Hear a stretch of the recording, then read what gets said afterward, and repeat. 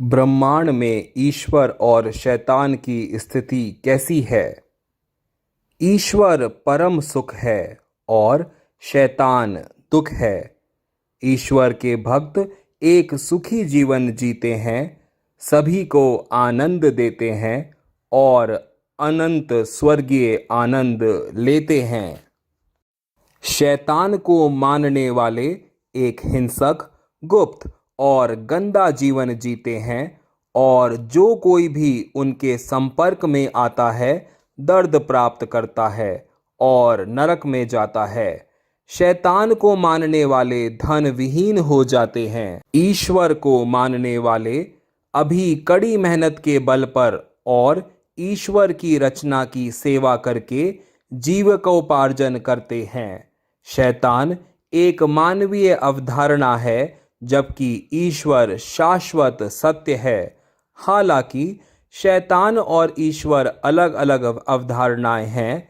ईश्वर चाहे तो तुरंत शैतान को एक अच्छा इंसान बना सकता है। यह उनकी लीला यानी ईश्वर का खेल है कि वह चीज़ों को दिलचस्प बनाने के लिए कुछ शैतानों को भी धरती पर में रखता है। क्या किसी व्यक्ति को ब्रह्मचारी होने के लिए पुजारी होना अनिवार्य है? एक पुजारी को समस्याओं को सुनने के लिए धैर्य के साथ निस्वार्थ सकारात्मक दृष्टिकोण वाला एक शिक्षित, प्रबुद्ध व्यक्ति होना चाहिए। उसके पास समस्या में फंसे हुए व्यक्ति को समाधान देने की बुद्धि होनी चाहिए। ब्रह्मचर्य कोई अतिरिक्त योग्यता नहीं है। भजन सुनाने के लिए सुरीली आवाज एक अतिरिक्त योग्यता है। ब्रह्मचर्य जीवन का एक दृष्टिकोण है और कुछ नहीं। प्राचीन काल में कई ऋषियों ने ब्रह्मचर्य क्यों ग्रहण किया? ऋषि वे लोग थे जिनके पास ज्ञान के लिए एक प्यास थी। वह सही ज्ञान रखने वाले सही शिक्षक की तलाश में दुनिया के विभिन्न हिस्सों में जाते थे। उस समय कोई स्कूल, कॉलेज या किताबें नहीं थीं। शिक्षक लंबे समय तक अपने आश्रम में छात्रों को मौखिक रूप से पढ़ाते थे।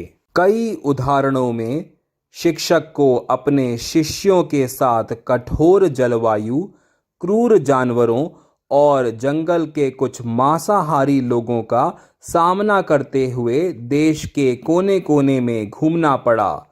इन परिस्थितियों में परिवार, बच्चों आदि के साथ जंगलों और नदियों के रास्ते चलना मुश्किल था। अधिकांश लोग निम्न रोजगार और निम्न बचत वर्ग के थे।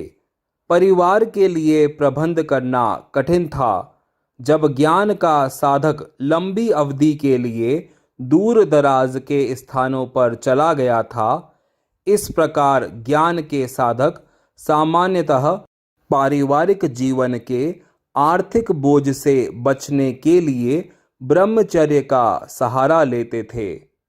लोगों ने इन ब्रह्मचारियों यानी ऋषियों को उनके महान ज्ञान के लिए बहुत सम्मान दिया। धर्म ग्रंथों के शास्त्रों का अध्ययन करने की क्या आवश्यकता है?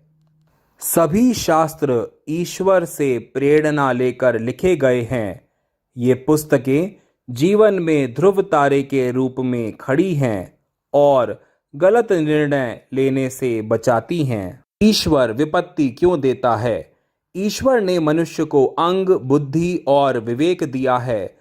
प्रतिकूलता और दिक्कतों के कारण उनमें से कुछ का ईश्वर पर से विश्वास उठ जाता है। ईश्वर लोगों को विपरीत परिस्थितियों में परखता है। समाज के कई महत्वपूर्ण लोग थे जिन्होंने भौतिक लाभ के लालच में या देश के राजा पर अपने व्यक्तिगत बदला को पूरा करने के लिए जनता के विशाल बहुमत के हित और सुरक्षा का त्याग किया। इन लोगों के साथ कैसा व्यवहार किया जाना चाहिए?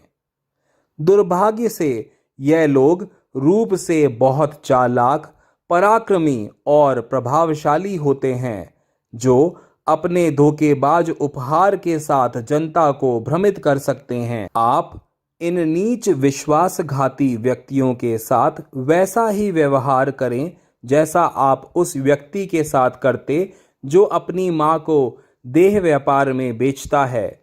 यदि आप में कार्य करने का साहस नहीं है तो नरक में एक अंधेरा कमरा आपका प्रतीक्षा कर रहा है। जब एक भ्रष्ट व्यक्ति बेहतर जिंदगी जीता है तो ईश्वर मनुष्य को ईमानदार होने का आदेश क्यों देता है? एक भ्रष्ट आदमी बेहतर खाता है, एक ईमानदार आदमी बेहतर सोता है। एक ईमानदार व्यक्ति ईमानदारी के साथ एक सुखी जीवन का आनंद लेता है। उनके बच्चे आशीर्वाद को प्राप्त करते हैं। महान उपलब्धि हासिल करने वालों कैसा व्यवहार करना चाहिए?